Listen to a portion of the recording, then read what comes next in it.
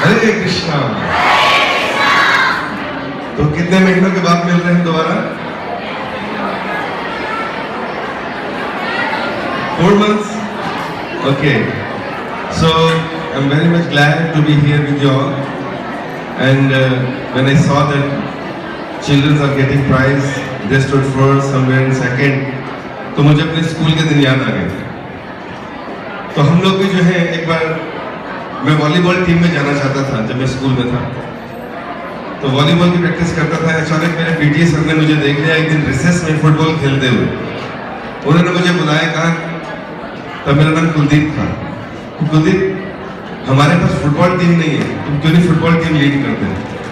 और उन्होंने मुझे फुटबॉल टीम में कैप्टन बना के फुटबॉल टीम में भेज दिया। मेरा दिल था वॉलीबॉल में, स्किल्स की वजह से मुझे फुटबॉल दे दिया गया। और वैसे मैं वाइस कैप्टन था कबड्डी में भी। तो गेम्स में मैं कभी पूरी तरह से फोकस नहीं कर पाया, नहीं तो एक में आगे निकलता। जोनल लेवल तक मैं अपनी फुटबॉल टीम को ले गया था।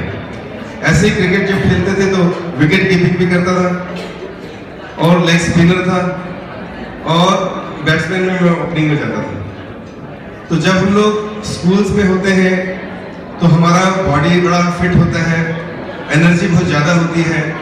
और अगर सही समय पर सही गाइडेंस के अकॉर्डिंगली हमारी एनर्जी को कोई चैनलाइज कर दे तो उसको हम लोग पीक पे लेके जा सकते हैं। इसलिए हम देखते हैं जो लोग जिनको अच्छे गाइड मिल जाते हैं टाइमली, और जो बच्चे अपनी एनर्जी को अच्छे ढंग से चैनलाइज करते हैं, if they are very much focused with their future and जिसमें वो इन्वेस्ट करना चाहते हैं तो कुछ ना कुछ बन जाते हैं लाइफ में। लेकिन स्टूडेंट लाइफ में जहां मैं था, मैं ये देखता था कि बहुत से बच्चे ऐसे भी हैं जिनको ठीक प्रकार से गाइडेंस नहीं मिल पाती, या फिर वो अपनी एनर्जी को, अपनी यूथफुलनेस को ठीक ढंग से चैनलाइज नहीं कर पाते, जिसकी वजह से डाइवर्जन रहता था, डिस्ट्रैक्शन रहता था। क्योंकि अगर आपको काफी एनर्जी अगर मोबाइल में भी लगानी है, काफी स्किल्स आपको टीवी देखकर सीखने हैं, तो बहुत सी चीजें छूट भी जाएंगी। आजकल का समय ये हो गया है, पहले टाइम होता था जब पेरेंट्स सबको बड़ा बोलते थे कि बेटा पढ़ लो पढ़ लो पढ़ लो, है ना, कुछ बनोगे। और बोला भी जाता था कि पढ़ोगे लिखोगे बनोगे नवाब, खेलोगे कूदोगे। आजकल हर जगह स्किल्स हैं, हर जगह कंपटीशन है, तो गेम्स वाले भी जो है नवाब बन के दिखा दे रहे हैं। आप किसी भी फील्ड में हैं तो पहले जरा प्रेशराइज होता था बच्चों को कि आपको बस पढ़ना है किसी तरह, चाहे उसका इंटरेस्ट नहीं भी है, उसका इंटरेस्ट किसी गेम में है या किसी और फील्ड में है, लेकिन फैमिली प्रेशर इतना होता था कि उसको पढ़ना है, चश्मे लगवाने और किसी नंबर लाने और उसके बाद कोई एक रूटीन जॉब करना है। ऐसे बहुत से लोग होंगे हमारी जनरेशन के। लेकिन अभी भारत में भी थोड़ा सा कल्चर चेंज हुआ है, और वो कल्चर क्या चेंज हुआ है कि अब ये बताया गया है कि स्किल्स के अकॉर्डिंगली आप बच्चों को ट्रेन कीजिए। मैं एक बार प्रेसिडेंट स्कूल में गया था तो वहां पर लिखा था be what you want to be. आप जो बनना चाहते हो फ्यूचर में, वो अपना फोटोग्राफ लेकर आइए या उस इंस्पिरेशन की फोटोग्राफ लेकर आइए और लगाइए कि आफ्टर 20 years और 15 years where you will B.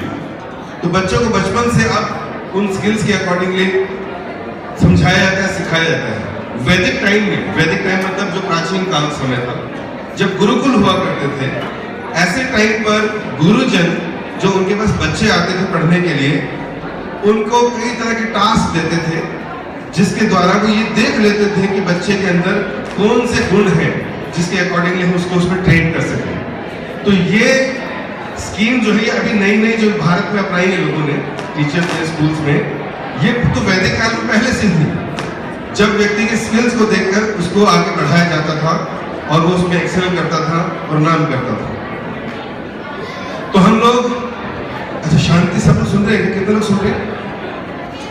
बस 5-10 लोग हाथ खड़ा करो जो सुन रहे हैं। तो जो नहीं सुन रहे इसके बारे में बातें कर रहे हैं, थोड़ा हाथ नीचे कर बोलिए हरे कृष्णा। मुझे कल 15 मिनट मिले, उसके बाद डांसिंग कीर्तन होगा, आपको टेबल्स पे नाचना होगा। लास्ट टाइम पे डांस याद है आपको? आज स्पेस कम है ना यहाँ पे, तो आज कहाँ डांस करेंगे? डेस्क पे, ठीक है। तो अभी जैसे कि आज हमारा एनुअल डे है और जनरली हम लोग पढ़ाई लिखाई इसलिए करते हैं ताकि हम कुछ देश के लिए कंट्रीब्यूट कर सकें।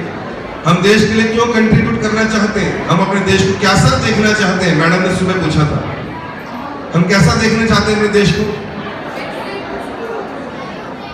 कैसा? डेमोक्रेटिक तो है ही। और कैसा देखना चाहते हैं? हमारा भारत कैसा हो? पाकिस्तान जैसा हो? अच्छा, ओके। फिर भारत कैसा हो?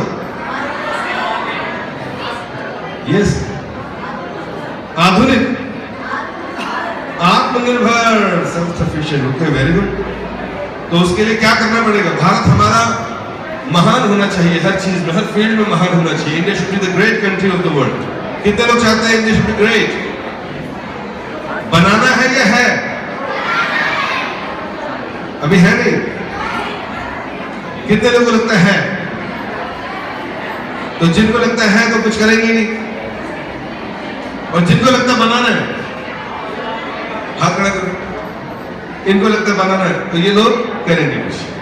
वैसे इंडिया को पहले से ही महान कहते हैं, मेरा भारत महान। और मेरा भारत महान कैसे होगा? इसको महान किस दृष्टि से हम देखना चाहते हैं ये भी डिपेंड करता है। आपको क्या लगता है इस समय भारत महान है या नहीं? दोबारा से पूछो। अभी है? ओके, हम बनाना चाहते हैं। तो कैसा बनाना चाहते हैं जल्दी बताएं। हमारा देश महान हो कैसा? टेक्नोलॉजी में हाथ खड़ा करो, टेक्नोलॉजी वाले, वेरी गुड।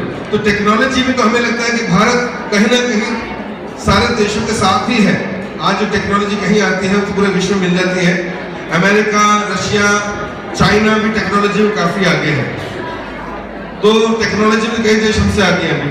और क्या लगता है किस फील्ड में हमको आगे होना चाहिए? किसमें? एजुकेशन। हाँ, अभी 60-70% देश का है हमारा, 60-70% लिटरेसी रेट है, लेकिन विदेशों में हमसे ज्यादा है। तो वो देश हमसे ऑलरेडी आगे है। और किसमें? एम्प्लॉयमेंट। जहां पर पॉपुलेशन कम है वहां पर एम्प्लॉयमेंट पूरा है, जहां पर पॉपुलेशन ज्यादा है वहां पर थोड़ा सा स्ट्रगल रहता है। पहले टाइम पे घर का एक आदमी मेल फ्रॉम डिवोटी ही जो है जॉब करने जाता था। अभी सर्कमस्टेंसेस चेंज हो गए। घर में 4 लोग अगर बड़े हैं तो कितने लोग जॉब करते हैं? 4 करते हैं। तो कहां से लाएंगे इतना एम्प्लॉयमेंट? कोई बात नहीं, फिर भी एम्प्लॉयमेंट चाहिए। Very good. और क्या चाहिए इस देश को महान बनाने के लिए? बिजनेसमैन, एंटरप्रेन्योर चाहिए हम लोगों को। और अगर सारे एंटरप्रेन्योर हो गए तो क्या होगा? कोई काम करने वाला नहीं होगा। और ऐसा हो नहीं सकता। लेकिन जैसे मैं सुबह बैठा था तो किसी ने बोला कि हम चाहते हैं सारे एंटरप्रेन्योर बन जाए, लेकिन ऐसा हो नहीं सकता क्योंकि हर व्यक्ति का स्किल अलग है, उसका गुण अलग है, उसके कर्मस अलग है, इसलिए उसकी फील्ड अलग हो जाती है कुछ समय के बाद। जैसे स्कूल में 10th के बाद जब हम लोग सब्जेक्ट डिसाइड करते हैं तो कोई आर्ट्स, कोई कॉमर्स, कोई साइंस, तो ये अपने मार्क्स के साथ अकॉर्डिंगली और कर्मस के बेसिस पर हम लोग कुछ ना कुछ अलग ले लेते हैं। इसलिए हर फील्ड में सारे नहीं जाएंगे, जबकि मालूम है कि इस फील्ड में कितना पैसा मिलता है, इसके बावजूद भी कई लोग नहीं जा पाते। ठीक है, तो एंटरप्रेन्योर भी चाहिए, बहुत सारे चाहिए ताकि रोजगार डेवलप हो। और किस फील्ड में देखना चाहते हैं? गेम्स। मैं अभी जब सीढ़ियों से ऊपर आ रहा था तो मैंने देखा किस किस देश में ओलंपिक हुआ है और कौन कौन से सन में। उसमें इंडिया का नाम नहीं था। इसका मतलब क्या है? कितना पीछे हम लोग, बहुत पीछे हैं। एक क्रिकेट गेम ही है हमारे पास, उसमें भी स्ट्रगल करते हैं, उसमें भी वर्ल्ड कप हर साल हमारे हाथ में संघर्ष बना रहता है, लेकिन फिर भी लगता है हम होंगे कामयाब। तो गेम्स में भी हम लोग बहुत ज्यादा, तो क्या करें फिर? कहां जाएं? किस फील्ड में बनना है महान? हर चीज पे तो बहुत मेहनत करनी पड़ेगी। लेकिन हम ये भी देखते हैं कि देश को महान बनाने की ड्यूटी मेरी है या नेता की? सबकी। मेरी भी है, पेरेंट्स की भी है और सोसाइटी की भी है, तभी जाके मेरा देश स्ट्रांग बनेगा। अगर देश को मुझे महान बनाना है तो पहले किसको महान बनना होगा? मैं तो यहाँ जब से आया, मैडम कितना बोल रही थी, चुप हो जाओ, please keep quiet, discipline, be in discipline. एक ही बात को कितनी बार बोलना पड़ रहा था? मेरा देश कैसे? पहले मुझे होना पड़ेगा ना। अभी भी सर बीच में करेंगे तो चुप हो जाएगा। तो कहने का क्या मतलब है कि चैरिटी बिगिंस फ्रॉम होम। पहले मुझे अपने से शुरू करना पड़ेगा। अगर मैं महान बनने के पाथ पर हूं, मैं शुरू करूंगा अपने से। मेरे घर में अगर एक महान बनने का प्रयास कर रहा है तो बाकी 3-4 जो और है वो भी कोशिश करेंगे। हमारे रिलेटिव्स भी कहेंगे wow this family is very nice family, इनमें सारे लोग बड़े संस्कारी, वो भी बनने की कोशिश करेंगे। मेरे नेबर्स वो भी कोशिश करेंगे। तो धीरे धीरे समाज का हर व्यक्ति महान बनने का प्रयास करेगा, कंट्रीब्यूट करेगा। किसी भी देश को महान बनने के लिए वहां के सिटीजन्स का महान होना जरूरी है। हम बोलते हैं, जैसे मैंने बोला पाकिस्तान महान, तो सब हंसने लगे। प्रॉब्लम क्या है? कहां पे दिक्कत है? चुटकुला सुना है? नहीं, प्रॉब्लम यह है कि वहां पर स्कूल की शिक्षा बहुत ही अच्छे दर्जे की नहीं है। वहां के लोग आए दिन धर्म के नाम पर पटाखे बजाते रहते हैं। तो इस तरह की अगर घटनाएं होंगी तो देश कभी महान नहीं बन पाएगा। लेकिन हमारा देश शुरू से महान था, ऋषि मुनियों का देश था। 5000 साल पहले जब इन ग्रंथों को लिखा गया, उसमें जो प्रेडिक्शंस की गई, वो आज हमारी मेडिकल साइंस और रिसर्चर्स ढूंढकर उस पर ठप्पा लगाकर बोल देंगे सर दे वर राइट, क्योंकि हम लोग अब इस कंसेप्ट पे पहुंचे हैं कि वो बातें बिल्कुल ठीक थी। जैसे हम पढ़ते थे भूगोल शास्त्र, भूगोल शास्त्र मतलब भूगोल थी, भूमि यह गोल थी। यह हमें अब पता चला 400-500 साल पहले नहीं, भूमि गोल है। इसी तरह हम लोगों ने बहुत सी ऐसी चीजों को अब रिसर्च करके सर्टिफाइड किया है जो शास्त्रों पहले से दे रखा है। मेरे पास एक डॉक्टर आए और डॉक्टर ने कहा कि सर मैं मेंबरशिप लेना चाहता हूं। मैंने कहा क्यों, क्या हो गया? कहता मुझे सारी बुक्स भी चाहिए। मैंने कहा ऐसा क्यों? कहते क्योंकि मेरे फादर एक्सपायर हो गए थे, मैं पिछले 13 दिन से घर में गरुड़ पुराण का पाठ सुन रहा था। और मैंने क्या देखा कि वो जो पंडित जी थे, उनके पास जो छोटी सी बुक थी, उसको पढ़ते हुए उन्होंने अचानक बोलना शुरू किया कि जब माता के गर्भ में शिशु होता है तो कैसे डेवलप होता है और किस प्रकार 9वें महीने में बाहर आता है। जो स्टेजेस उसने माता के गर्भ में उस बच्चे की बताई, वो मैंने मेडिकल साइंस में पढ़ी। मैंने जो है उन मशीन्स के अंदर उस बच्चे को डेवलप होता देखा और मैं हैरान था कि ऋषि मुनियों ने 5000 साल पहले ये सारी बातें कैसे लिख दी। तो मेरा इंक्लिनेशन बढ़ गया। तब उन्होंने बताया तो व्यास देव जी ने 5000 साल पहले लिखा। उन्होंने जो जो प्रेडिक्शंस की थी आज भी पूरी हो रही हैं और आगे भी होंगी। इसका मतलब क्या है, जो ऋषि मुनि थे दे वर वेरी मच एडवांस, और जो उन्होंने लिखा, जैसे भगवत गीता शास्त्र भगवान कृष्ण ने बोला, व्यास देव जी ने लिखवा लिया। आज इस भगवत गीता को इंटरनेशनल बुक कहा जाता है। पूरे विश्व में कोई भी व्यक्ति, किसी भी कास्ट का, किसी भी क्रीड का, किसी भी कलर का, किसी भी नेशनलिटी का, किसी भी धर्म का व्यक्ति अगर उस ग्रंथ को पढ़ता है तो उसको उसके सारी प्रॉब्लम्स का सॉल्यूशन मिल जाता है, सारे डाउट्स का आंसर मिल जाता है। वो व्यक्ति अपने जीवन को अच्छे ढंग से जी सकता है। तो हमारे यहाँ पर जो ग्रंथ लिखे गए, जो शास्त्र थे, उनके अंदर वो सारी शिक्षाएं हैं। भारत पहले से ही महान था। यह अब महान इसलिए नहीं लेकर लग रहा या दिख रहा क्योंकि टॉपिक हमारा चेंज हो गया है। हमारा टॉपिक अब क्या है? मटेरियलिज्म, जिसके बेसिस पे हमें जॉब्स मिलती हैं, जिसके बेसिस पे वर्ल्ड हमें रिकॉग्नाइज करता है।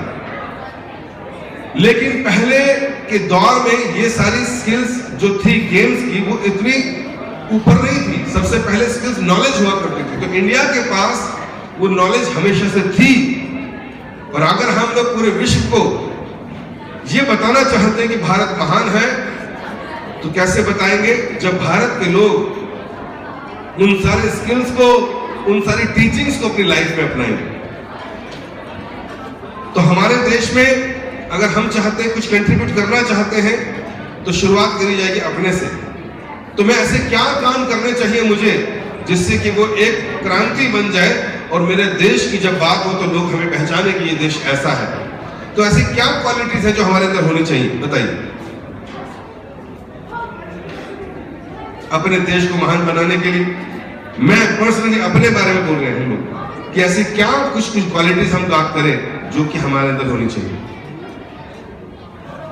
जैसे हमारे देश में पॉलिटिशियंस को, अब तो चले गए जाते सारे, बोल सकते हैं। हमारे देश में भी, भारत एक ऐसा देश है, पूरे विश्व में ऐसा देश नहीं मिलेगा जहां पर समाज की सेवा करने के लिए राजनेता 5-5, 10-10 करोड़ रुपए 5 साल के लिए देते हैं कि सर मुझे टिकट दीजिए, मैं जनता की सेवा करना चाहता हूं। ऐसा देश मिलेगा क्या? आपको मालूम है न्यूज़पेपर में आता है ना कि टिकट के लिए 5 करोड़ 10 करोड़ रुपए खर्च कर रहे हैं। किस किस लिए? क्या करेंगे ये लोग नेता बनकर? सड़कें, नालियां, ट्यूबलाइट, पार्क ठीक करवाएंगे। तो ऐसा देश है कहीं पूरे देश में, पूरे विश्व में? अच्छा, आपको लगता है ऐसा क्यों करते हैं लोग? हाँ, आपको नहीं पता होगा, बड़ों को पता है कि जब ये 5 या 10 करोड़ देकर टिकट लेते हैं और जीत जाते हैं तो जितनी भी सड़क बनती है, ट्यूबलाइट्स लगती हैं, पार्क बनते हैं, इनके जो ठेका दिए जाते हैं उनमें इन सबको कुछ ना कुछ प्रसाद मिलता है। बोलिए हरे कृष्ण। तो 5 लगाकर 500 कमाकर व्यक्ति बाहर आता है, 500 करोड़ रुपए कमा के बाहर आता है। तो इसको क्या बोलते हैं? करप्शन। क्या कहते हैं? जब हम गवर्नमेंट जॉब के लिए अप्लाई करते हैं, हमारे माता पिता धक्के खाते हैं, लोगों से कॉन्टैक्ट निकलवाते हैं कि सर इसको लगवा दो, कितना चाहिए बताओ। तो चाहे पुलिस वाला हो, चाहे इनकम टैक्स का हो, सेल टैक्स का हो, जिस भी डिपार्टमेंट में हम जाते हैं एक सर्टेन अमाउंट देना पड़ता है और तब जाके हमारी जॉब लगती है। ज्यादातर आजकल तो कोशिश की जा रही है कि इसको बड़ा ट्रांसपेरेंट रखें ताकि सही स्किल से लोग आए। तो जब व्यक्ति अगर चला जाएगा इनकम टैक्स में या पुलिस में, तो आपको क्या लगता है जब उसने 15 लाख देकर वो जॉब ली तो वो क्या करेगा? वो अपना पैसा वसूल करना चाहेगा पहले। जैसे ही आप पकड़े जाओगे सड़क पर कि सर आइए चालान काटेंगे, साइड में आइए आप, तो अचानक कोई साइड में ले जाकर आपकी मदद करेगा। कहीं आपको 10,000 ना देना पड़ जाए तो 2,000 में आपका काम कर देगा। बोलिए हरे कृष्ण। ऐसे ही होता है ना, तो उसको कहते हैं करप्शन। तो हमारे देश में पैसा बहुत है, काम करने की भावना बहुत अच्छी है, लेकिन करप्शन जैसी चीज ने हमारे देश को क्या कर दिया? वीक कर दिया। जो एनर्जी हम यूज करते हैं वो एनर्जी वास्तव में बिजली बोर्ड, जल बोर्ड, इलेक्ट्रिसिटी का बिल भेजता है, हम उसका पैसा दे देते हैं। लेकिन वास्तव में क्या सच में बिजली बोर्ड या जल बोर्ड वालों ने बिजली और जल लेकर आए क्या? ये एनर्जी किसको बिलोंग करती है? किसकी है ये एनर्जी? किसकी है? नेचर की है। ये नेचर से सब्सट्रैक्ट की गई है। और नेचर किसकी है? God has created this nature. Scientist ने अपनी लेबोरेटरी में बैठकर नहीं बनाया ये यूनिवर्स, आइंस्टाइन ने या न्यूटन ने। इन्होंने तो इनका नामकरण किया है चीजों का बस। ये चीजें पहले से एग्जिस्ट करती थी। तो किसकी है ये? गॉड की। तो ऑल क्रेडिट एंड नोबेल पुरस्कार गोज टू शुड बी, वहां जाना चाहिए। चलिए कोई बात नहीं, हम तो एहसान फरामोश हैं, गॉड नहीं दिखाई देते। चलो कोई बात नहीं, इसने किया उसने किया, नो प्रॉब्लम। लेकिन जहां पर भी हम लोग हैं, अगर मैं सब कहना चाह रहा था कि हमको अगर अपने देश को महान बनाना है, क्या एजुकेशन महान बनाएगी खाली? जी नहीं। आज से 50 साल पहले हमारे देश का लिटरेसी रेट 10% रहा होगा। 100 साल पहले 5% रहा होगा, 150 साल पहले। लेकिन आज लिटरेसी बढ़ने से, 70% लिटरेसी बढ़ने से, अगर आप न्यूज़पेपर उठा के पढ़ें, आज 50 चैनल्स खोलकर देखें तो उसमें न्यूज़ क्या है? ऑलवेज ऑन राइज, हमेशा बढ़ता जा रहा है। ग्राफ अगर देखें किस चीज का? करप्शन का।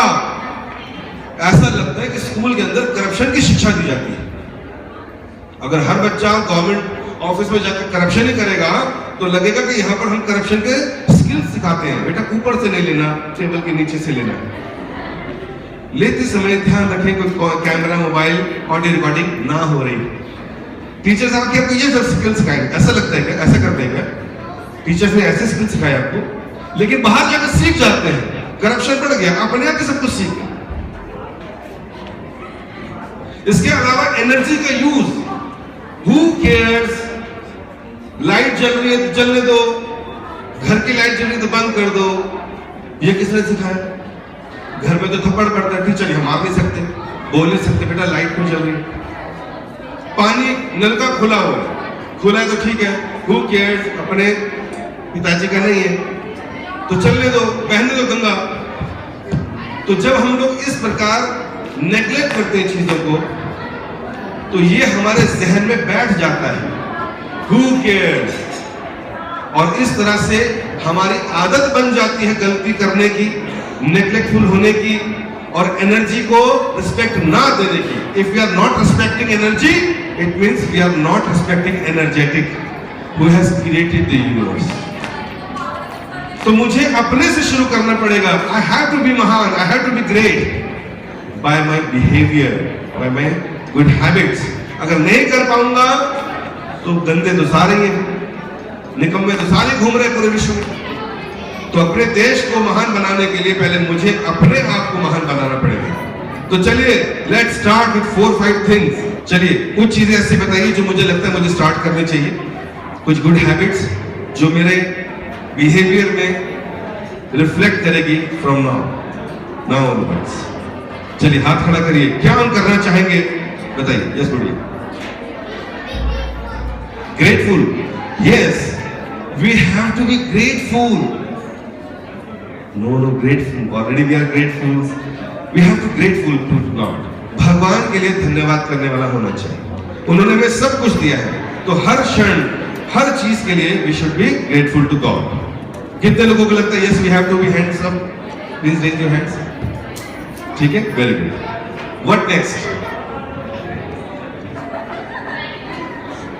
Gratitude and grateful almost same. Next, yes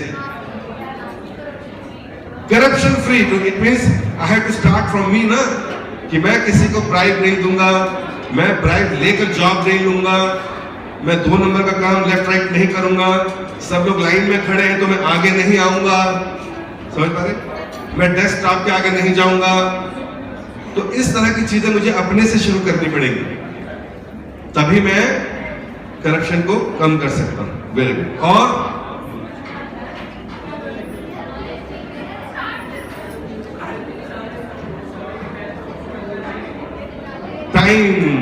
time is money, तो हमें टाइम वेस्ट नहीं करना चाहिए। टाइम वेस्ट किन चीजों में होता है? मोबाइल और टेलीविजन, मोबाइल और किन चीजों में टाइम वेस्ट करते हैं कई बार?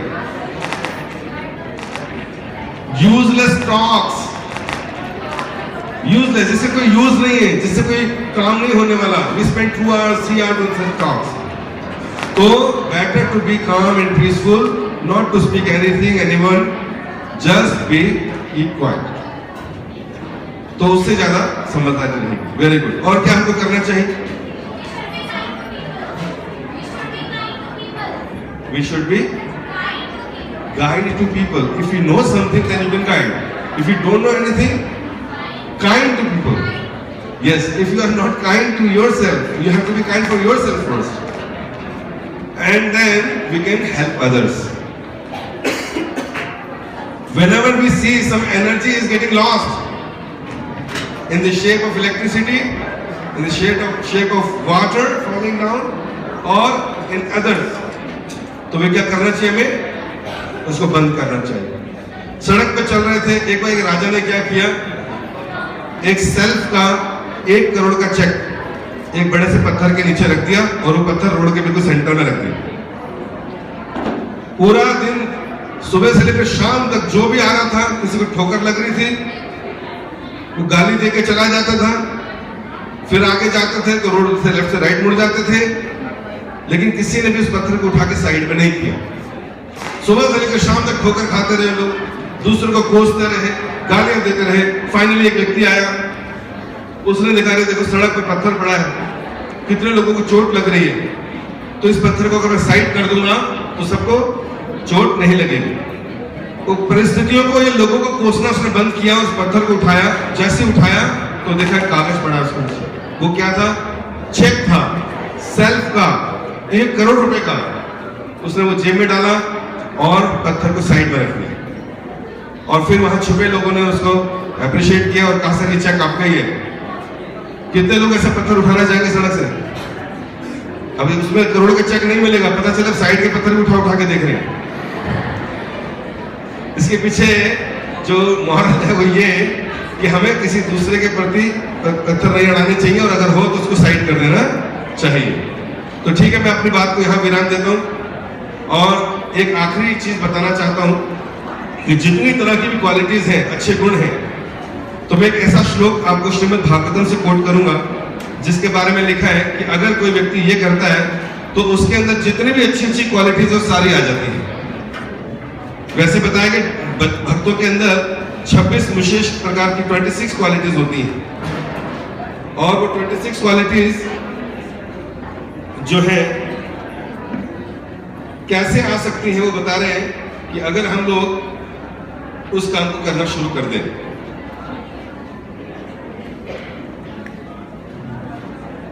ठीक है, तो वो क्वालिटी है जिसके बारे में कहा जाता है कि अगर हम लोग, जैसे आपकी तरफ से आंसर आया कि हम भगवान के प्रति ग्रेटफुल रहे, तो ग्रेटफुल के साथ साथ प्रेयर्स भी करना चाहिए। और कलयुग में जो है, अगर हम प्रेयर्स का मतलब है भगवान का मंत्र हरे कृष्ण कृष्ण कृष्ण हरे हरे, हरे राम राम राम। तो कहते हैं अगर हम भगवान के प्रति ग्रेटफुल हैं और प्रेयर्स करते हैं, तो जो देवताओं के अंदर जितने भी अच्छे अच्छे गुण हैं, तो जो प्रेयर कर रहा है व्यक्ति, धीरे धीरे उसके अंदर वो सारी क्वालिटीज, देवताओं के भी गुण उसके अंदर आ जाते हैं। तो सबसे शॉर्टकट अच्छा यही रास्ता है कि हम लोग अपने डेली प्रेयर्स में इस महामंत्र को जोड़ें और भगवत गीता को थोड़ा सा पढ़ना शुरू करें, तो अच्छे अच्छे गुण हमारे अंदर आ जाएंगे। अगर हम अच्छे हो गए तो हम महान कहलाएंगे। मेरे से मेरा परिवार, मेरी सोसाइटी, मेरा देश भी महान कहलाएगा। हरे कृष्ण।